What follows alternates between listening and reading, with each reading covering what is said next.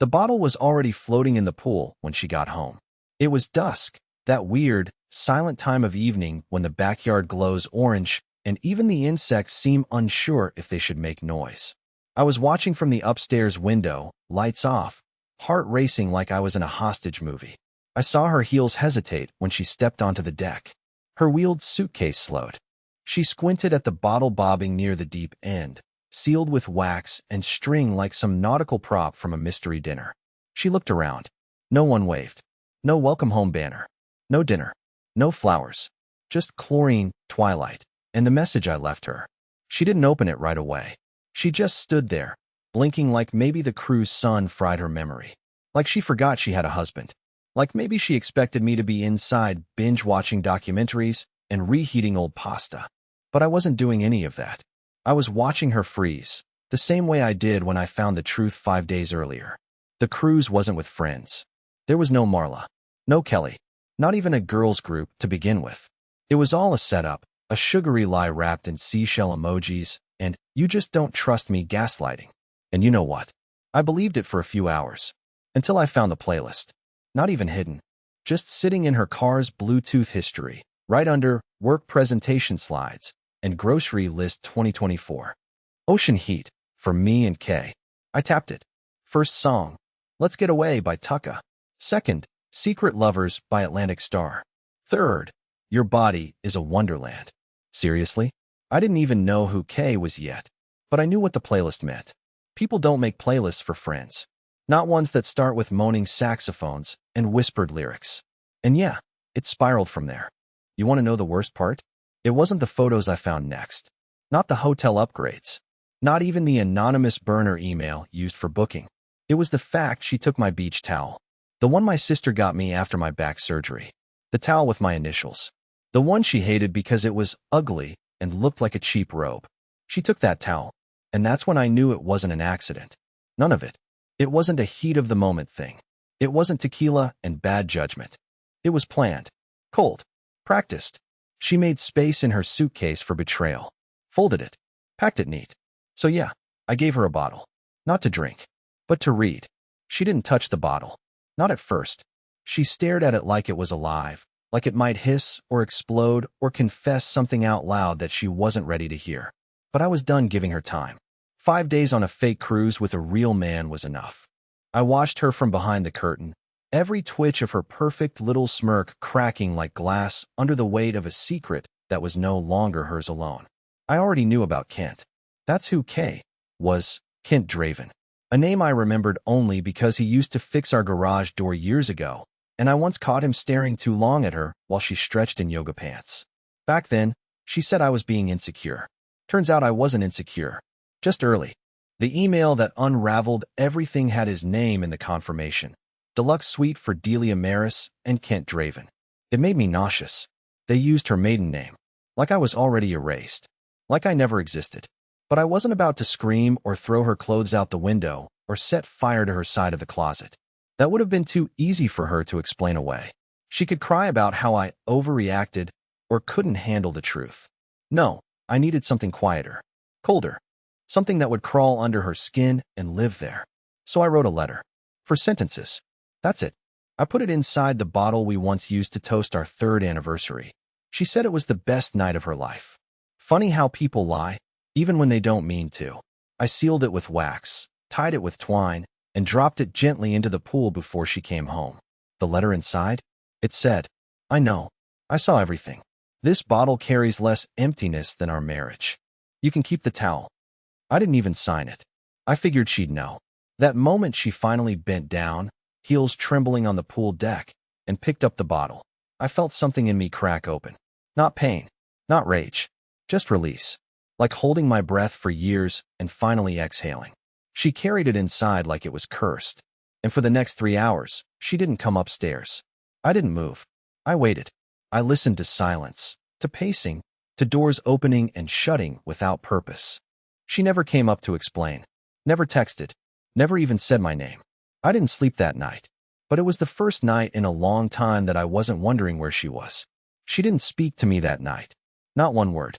She left the bottle on the kitchen counter like it burned her to touch it, and when I finally walked down to get some water around 2 a.m., It was still there, unopened, unread, untouched, just sitting in the soft glow of the fridge light, casting a weird little shadow across the counter. I stared at it for a minute, tempted to crack it open myself, but I didn't. Because honestly, that bottle wasn't for her anymore. It was for me. For the me who kept convincing himself that her lies were just little misunderstandings. For the me who kept forgiving her for things she never even admitted doing. In the morning, I left early. I didn't make breakfast, didn't leave a note, didn't even bother brushing my hair. I just walked out while she was still sleeping, or at least pretending to. The kind of sleep you fake when you know you should be guilty, but you're still hoping to skip the consequences.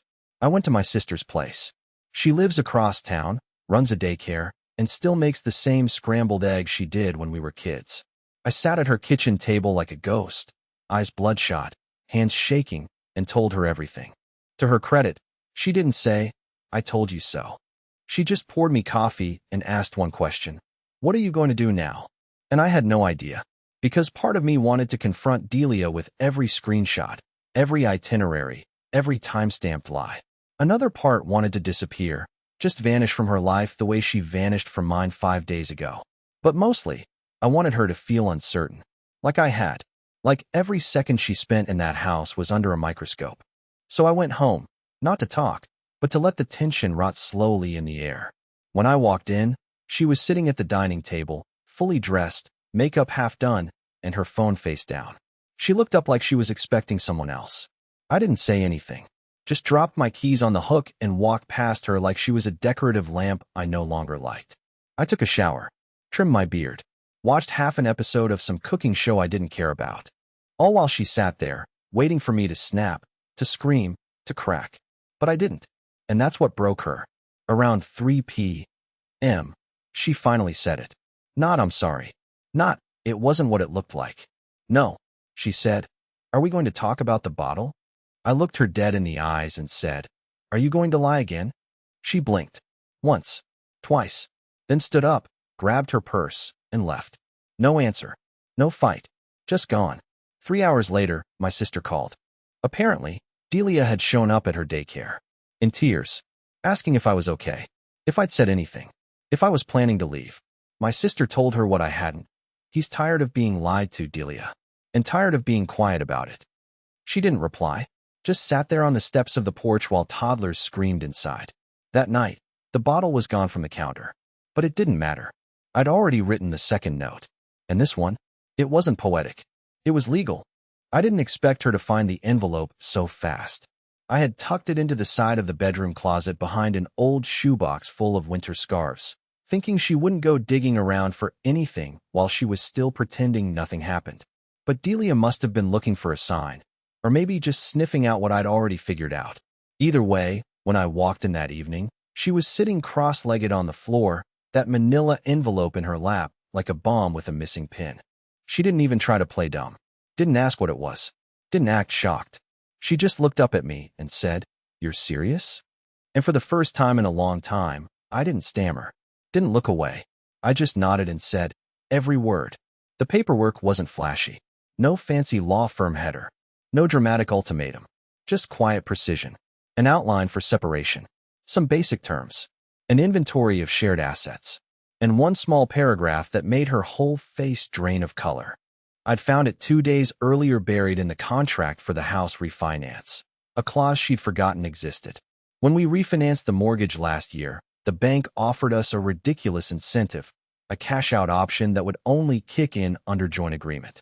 Her name was first on the contract, but she'd insisted I sign the final authorization because she was too busy. Classic Delia, delegate the details, spin the charm. But that clause? It gave me legal authority to block or approve any new financial withdrawals if the marriage was being dissolved. She'd already submitted an application to draw $15,000 out of the equity. That's how she paid for the cruise. I saw the pending request when I logged into the joint banking portal. It wasn't just betrayal. It was theft. "You were going to take that money," I said, not even angry anymore, just exhausted. "And lie about it. Again." She stood up slowly, the envelope still in her hand. "You don't understand, Curtis. It wasn't just about the trip. I needed." "No," I interrupted. "You wanted, not needed. Let's not pretend this was survival. You wanted something exciting. Something that didn't wear flannel and cook frozen lasagna. You wanted him. Her jaw tightened. That flicker of guilt finally flared into frustration. You pushed me away. You never saw me anymore. I laughed, not because it was funny, but because it was so predictable. I didn't see you because you were always somewhere else. On your phone. At work events. In your head. You weren't here, Delia. You left a long time ago. You just forgot to take your body with you. That shut her up.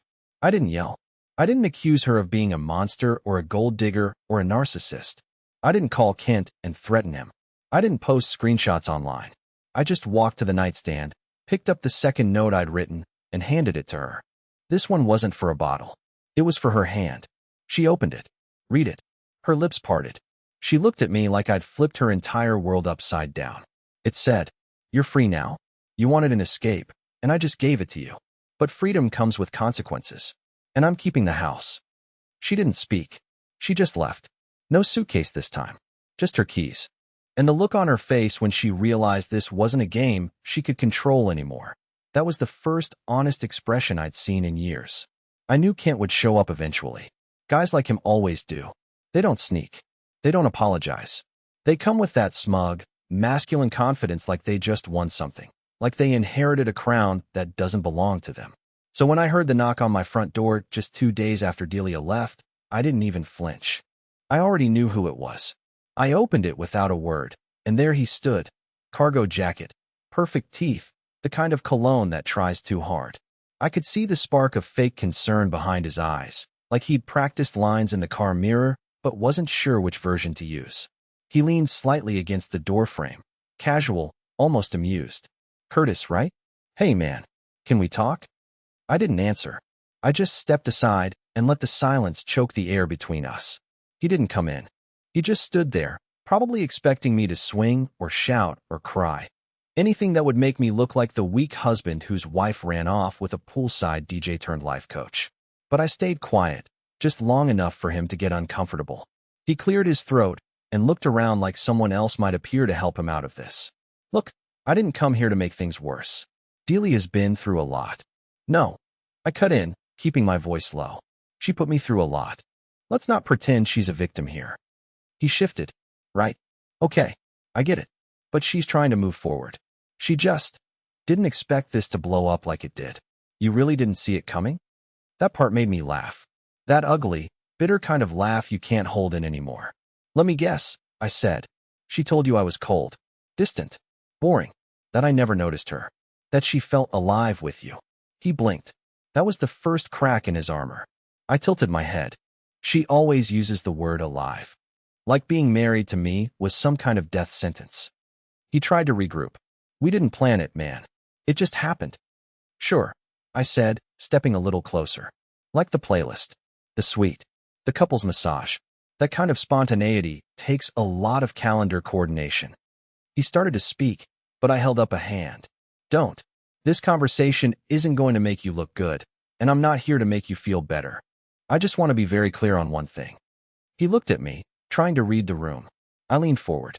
"If you so much as set foot on this property again, I'll file a restraining order before you finish parking." He opened his mouth like he wanted to protest, but I wasn't finished. "And just so you're aware, Delia didn't get the house. She didn't get the savings. She didn't even get to keep her little cruise secret. You got her, sure, but what's left of her isn't worth stealing." That shut him down. His lips pressed into a tight line, and I saw the weight of it land. He nodded once, turned around, and walked back to his car without another word. I didn't slam the door behind him. I didn't watch him drive off. I just stood there in the hallway, heart racing, hands still, the echo of his cheap cologne fading into something like peace. That night, Delia texted me for the first time since she left. All it said was, "Did you talk to him?" I stared at the screen for a long time before replying. "No." I ended the conversation. It started with a voicemail I wasn't supposed to hear. Delia had called my sister again, but this time she forgot that I was still listed as a secondary recipient on shared family iCloud voicemails, a setting we never updated. I was on my lunch break, chewing through a flavorless sandwich, when my phone buzzed with a transcript that made my stomach drop. "Hey, it's me. I think I made a mistake. Can you tell him I'm sorry? Please?" I listened to it twice. Not because I needed clarity. It was crystal, but because I couldn't believe how fast the script flipped. 1 week ago, she was sipping cocktails on a cruise with a man whose name I hadn't heard in 7 years. Now she was crying into voicemails and asking people to translate her regret into something I might be willing to hear. But I wasn't interested in hearing it. Not anymore. That night, she showed up. No warning. No knock. Just the sound of tires crunching gravel in the driveway. I looked through the window, and there she was, standing outside her car like she didn't know whether to approach the house or rewind her entire life. She was dressed down. No heels, no lipstick, none of the vacation Delia glam. Just her, in a hoodie I'd forgotten she owned, holding her keys like they might unlock something that no longer existed. I opened the door, not because I wanted to talk, but because I needed to see what kind of lie would come out first. She didn't speak for a second, just looked at me like I was the one who broke her heart. Then, finally, she said, "I don't even know where to begin." I shrugged. "Try somewhere honest." That hit her harder than I expected. She stepped forward, stopped, then looked down at the ground like she was ashamed of the dirt on her shoes. "Kent wasn't what I thought," she said, voice cracking. "He made me feel seen, but it wasn't real. It was a fantasy. He doesn't know how to be in a relationship." And I realized too late that I gave up something good for something hollow. I didn't flinch. I just leaned on the doorframe and let her pour it out. She talked about guilt, about confusion, about how she didn't know how lost she was until she got exactly what she wanted, and it felt like nothing. She ended with, "I don't want to throw away everything we had." That's when I finally spoke. "You didn't throw it away," I said calmly. "You packed it in your suitcase. You zipped it up with your bikinis and sunglasses. You traded it in for a king-sized bed and an ocean view. And when that got old, you remembered I was still here. But I'm not anymore." Her face collapsed. She reached into her bag, pulled out something, and held it out. It was the bottle, the one from the pool. I opened it. "I kept it," she said. "I read your note 100 times." I nodded slowly. "Then you already know I meant it." There was a long pause. One of those strange moments when time feels like it's hanging between two people, waiting for someone to lie or leave. But I didn't, and neither did she. Instead, she whispered, "Is there any version of this where we fix it?" I shook my head, not out of anger, but because I'd already mourned the answer. "No, there's just a version where we survive it." And with that, I closed the door. Not fast, not dramatic, just final. 2 weeks after our last conversation, the one where I shut the door on her face without yelling, without begging, without breaking, a letter showed up in my mailbox. Handwritten, cream-colored envelope. No return address, but I knew her handwriting instantly. Delia always wrote her Ds like they were trying to be music notes. For a second, I thought about throwing it away unopened. I thought, what's left to say? But curiosity is a brutal thing. I brought it inside, sat at the kitchen table, alone again, and opened it like I was disarming a bomb. There was no greeting, no "Dear Curtis," no dramatic opener. Just a page and a half of raw, unfiltered thoughts, scribbled in the margins, crossed out in places, smudged like maybe she'd cried while writing it. She didn't try to justify what she did. That surprised me. There was no, "I was lonely," or "You weren't there for me." Instead, she admitted something I never expected her to say. She wrote, "I didn't cheat because you failed. I cheated because I thought I could get away with it. I thought you'd never leave because you never did before. I pushed you, and you didn't push back. So I convinced myself I deserved more. But what I really deserved was the silence that came after the bottle." I read that line 5 times. It hit harder than the discovery of her cruise, harder than seeing Kent in my driveway. Because it was the first time she admitted what I'd suspected for years, that she mistook my patience for weakness, that she built a life where I was a fixture, not a person. Something reliable, something quiet, something she could ignore. But then the end of the letter went even further off the rails. She signed it with a different name. Delia Camden. Not Delia Maris. Not Delia anything I knew. Camden. Kent's last name. I sat there frozen, trying to understand what the hell she was doing. Was it a joke? A power move? A sick way of telling me she was marrying him after all? But then I flipped the letter over, and there was A.P.S. scribbled crooked across the bottom in rushed handwriting. I'm not taking his name. I just wanted to see how it felt. It felt wrong. I didn't know whether to feel relieved or disgusted. that she was still testing identities like outfits, still searching for versions of herself that felt less hollow, and still using me, even in absence, to measure what was right and what was too wrong. That night, I didn't reply. I folded the letter back up and put it in the same drawer as the cruise confirmation and the bottle note. Not because I planned to revisit any of it, but because it all belonged to the same chapter. A chapter 1 was finally, fully done with. But what I didn't know yet was that Kent wasn't. He wasn't done with me. It was a rainy Thursday when Kent came back. This time, there was no swagger, no smirk, no cologne trying to fill the room. He showed up wearing a soaked hoodie, no umbrella, hands jammed in his pockets like a teenager reporting to the principal's office. I almost didn't answer the door. But something told me this wasn't about Delia. He looked different. Smaller, maybe. Not physically, but like someone who'd been holding up a version of himself too big to carry for too long. I didn't come to fight, he said before I could speak. I just need to tell you something. I waited. She told me it was over, he said. That she never loved me. That she used the cruise to punish you. She said I was her excuse, not her plan. He shifted his weight and looked away. And I was stupid enough to think I mattered in the middle of all that. I should have felt satisfaction. I should have felt smug. But I didn't. I felt something better. Peace. I'm not angry at you, I said quietly. Not anymore. He nodded slowly. I just figured. You should know. You weren't crazy. You weren't the bad guy. And with that, he left. No drama. No scene. Just closure, the real kind. That night, I sat in the living room, lights low, thinking about how far I'd come. Just a few weeks ago, I was writing cryptic messages and digging through shared bank accounts like a man unraveling. Now, I was breathing again. Not thriving, maybe, but healing. And then came something I didn't expect at all. A knock. Not Delia. Not Kent. My neighbor, Erica. She'd lived across the street for 2 years. Quiet.